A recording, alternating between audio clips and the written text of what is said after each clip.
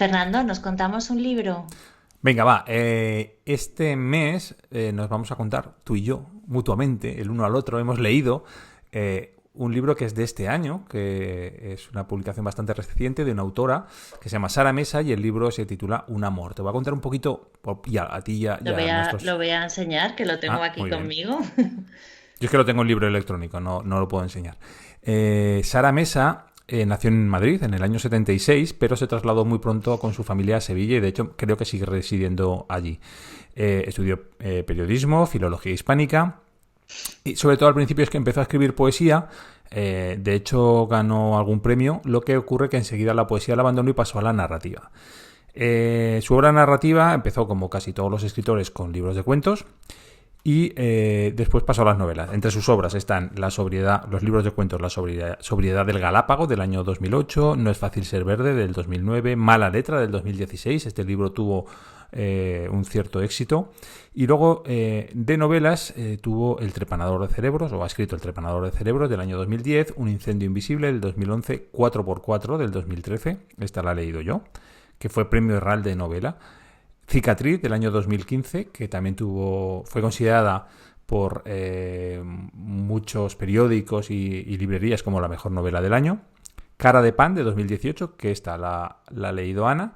Y en en 2019 publicó Silencio Administrativo, que no es una ficción, no sé cómo decirlo, un periodismo Ensayo, ficcionado. ficción o algo así. Sí, Ah, una cosa así. Es sobre los problemas con la administración a las que se enfrenta una madre sin recursos o con pocos recursos. Y en 2020 ha publicado la novela de la que vamos a hablar hoy, que se titula Un amor. ¿Y de qué va? Un amor, Ana.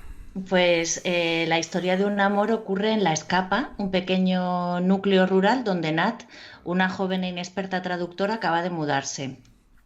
Su casero le regala un perro como gesto de bienvenida, pero no tardará en mostrar su verdadera cara y los conflictos en torno a la casa alquilada, que es una construcción pobre, llena de grietas y goteras, se van a convertir en una verdadera obsesión para ella.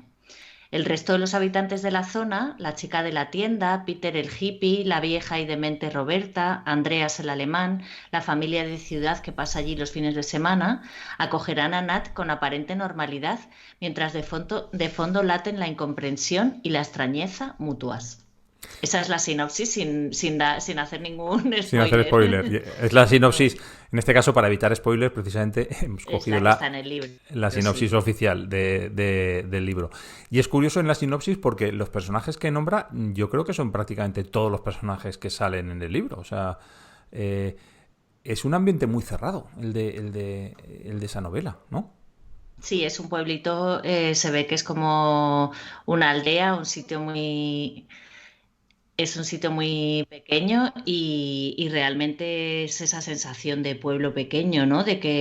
Y también esa sensación de lo que pasa en los sitios pequeños, de que se reconcentran mucho las historias, ¿no? Y que hay un ambiente a veces extraño. Hay un elemento que lo tengo aquí subrayado, hay un monte que, bueno, lo tengo marcado, un monte que se llama Glauco y que es interesante esto porque, bueno, me parece interesante cómo a veces una montaña hace como un efecto también un poco como pasaba con Panza de Burro, con el Teide, con la nube, ¿no? Pues aquí el monte y dice, ¿por qué siniestro? Dice, Glauco es un nombre feo, sin duda. Ella deduce que se debe a su color pálido y macilento. La palabra glauco le recuerda a un ojo enfermo, con conjuntivitis, o esos ojos propios de los ancianos vidriosos y enrojecidos, como empañados.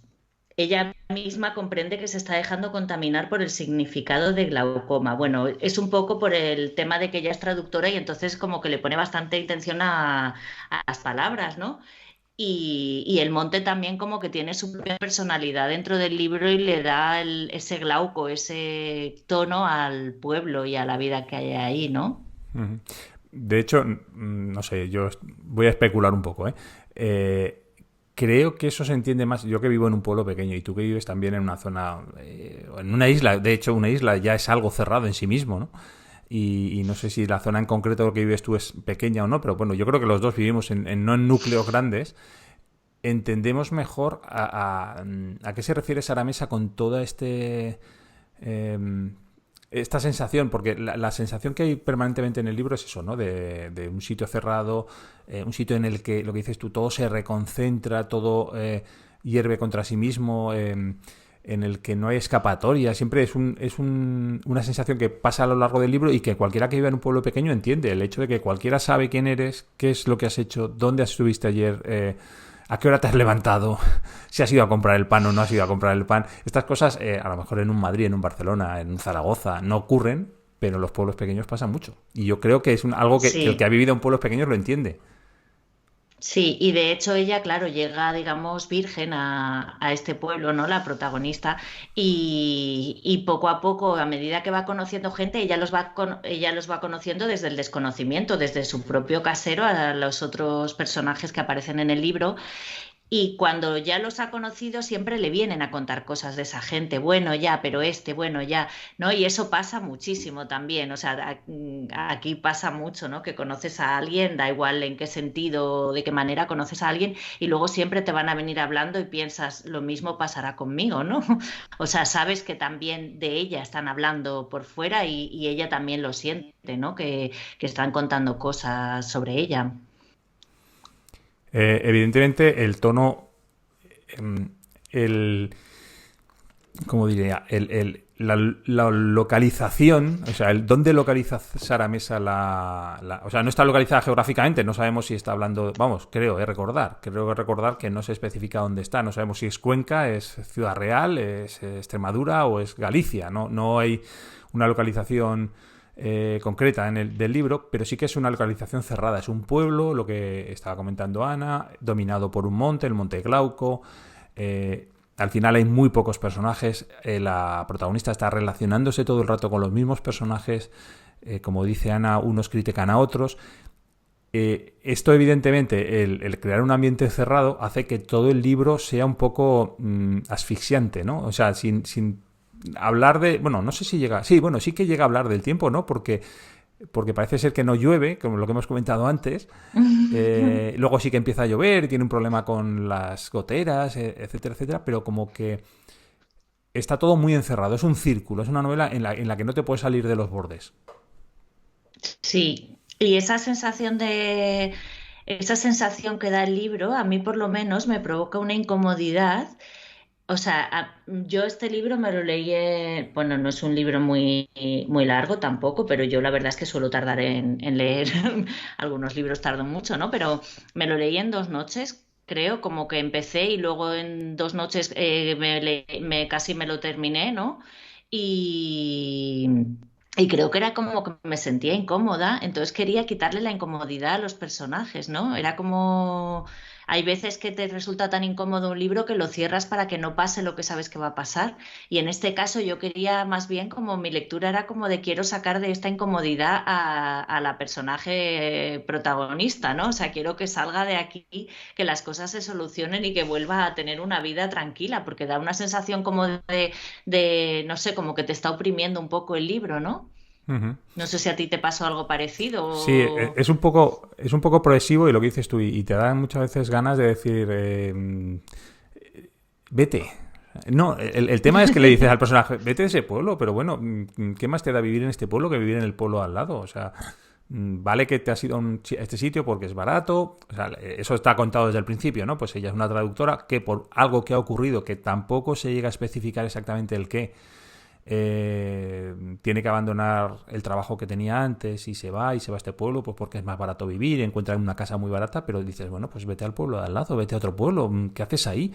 Y esa es no llegas a entender por qué no se quiere marchar de ahí, aunque no, aunque lo está pasando mal, porque es un ambiente opresivo.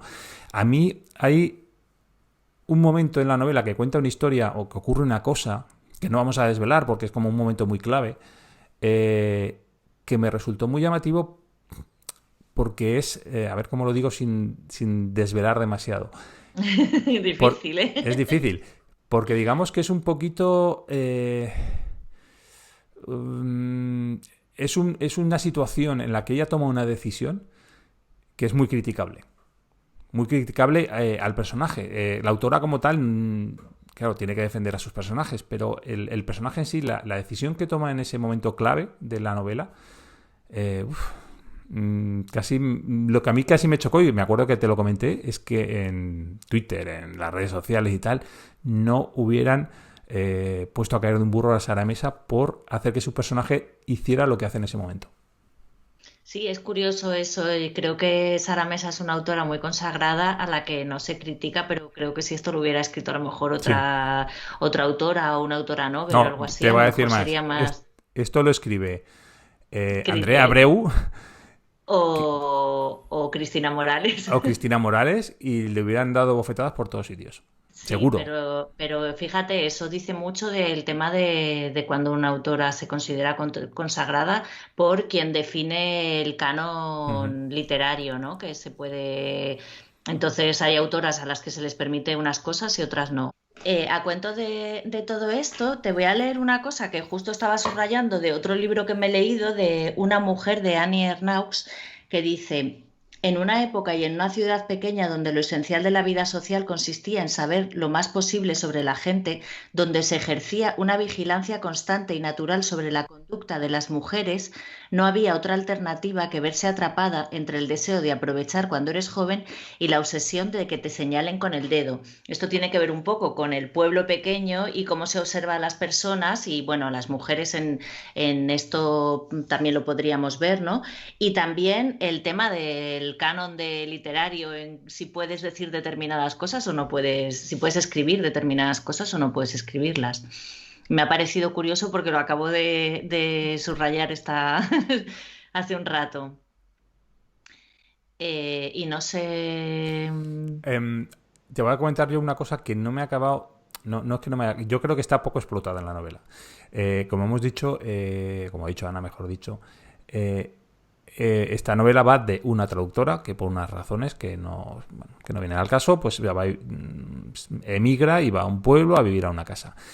Aunque en algunos momentos de la novela hablan de sus problemas con las traducciones, la verdad es que yo creo que es un elemento desaprovechado.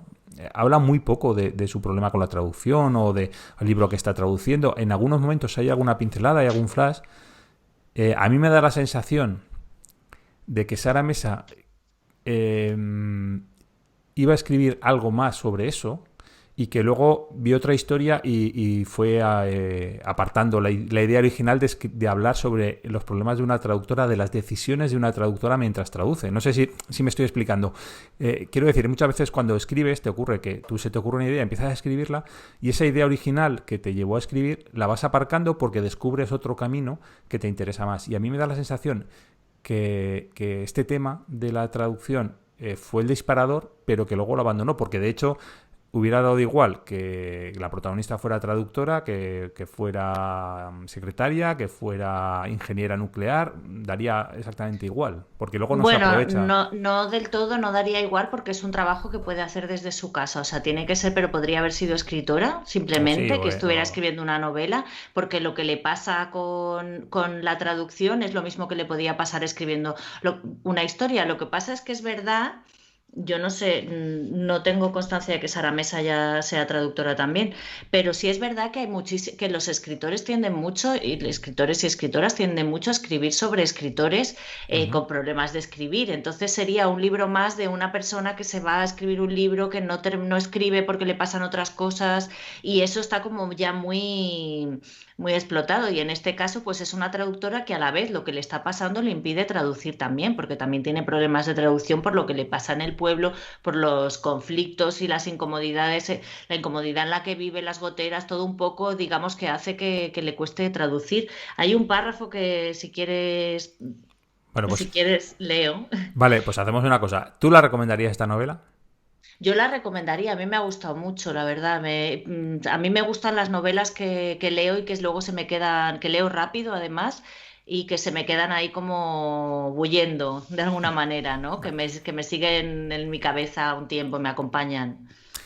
Yo la recomendaría también, excepto para aquellos que se engañen por el título y cuando vean lo de un amor piensen que es una novela romántica o que es una novela... Bueno, una novela romántica puede ser, pero que no es una novela de amor al uso. Entonces, No, que no se dejen engañar por el título. Si no se es un dejan amor engañar... incómodo.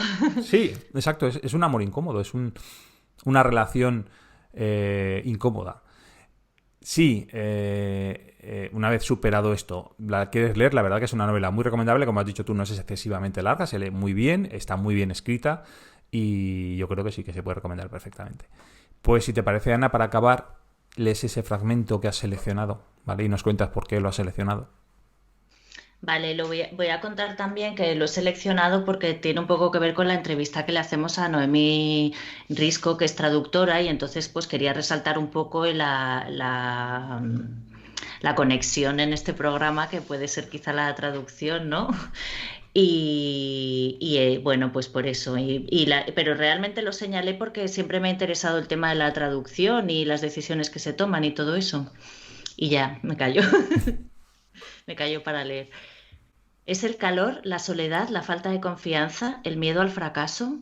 Le imponen las palabras que otra persona escribió antes que ella, palabras escogidas con cuidado, seleccionadas entre todas las posibles, ordenadas de una única manera entre la infinitud de combinaciones desechadas.